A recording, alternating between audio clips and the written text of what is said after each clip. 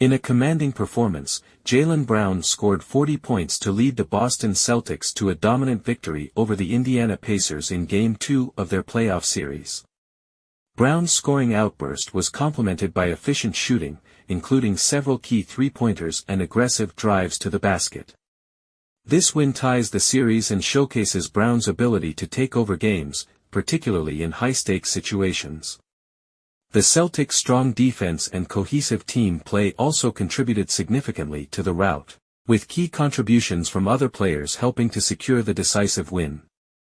Jaylen Brown delivered an exceptional performance, scoring 40 points to lead the Boston Celtics to a 126-110 victory over the Indiana Pacers in Game 2 of the Eastern Conference Finals at TD Garden. This win was a stark contrast to Game 1, where Brown's late-game heroics were crucial in securing the victory. In Game 2, his early and consistent scoring ensured the Celtics maintained control throughout the match. The comfortable win gives Boston a 2-0 lead in the best-of-7 series, providing a significant advantage as the series shifts to Indiana for Game 3 on Saturday. Brown's effort was bolstered by strong team support, solid defense, and effective offensive execution, which collectively stifled the Pacers and prevented any significant comeback attempts. This performance highlights Brown's ability to lead and deliver under pressure, setting a strong tone for the remainder of the series.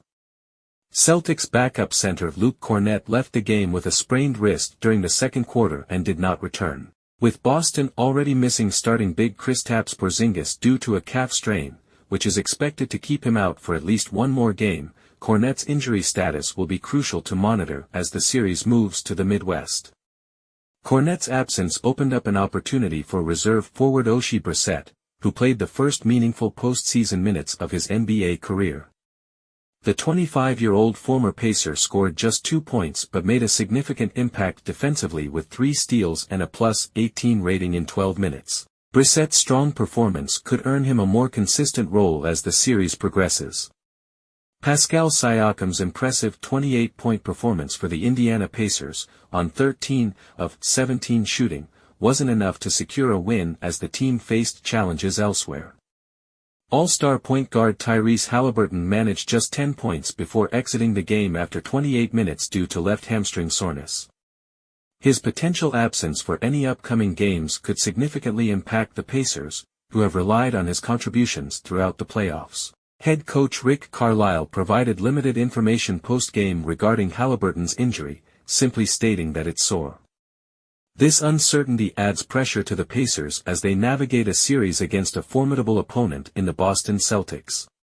Despite Indiana's efficient shooting in the early stages of the game, they only held a slim 2-point lead after the first quarter, 27-25. Jaylen Brown led Boston's offense with 7 of his team's first 9 points, while Peyton Pritchard made an immediate impact off the bench with 5 points in just 4 minutes of play in the opening quarter.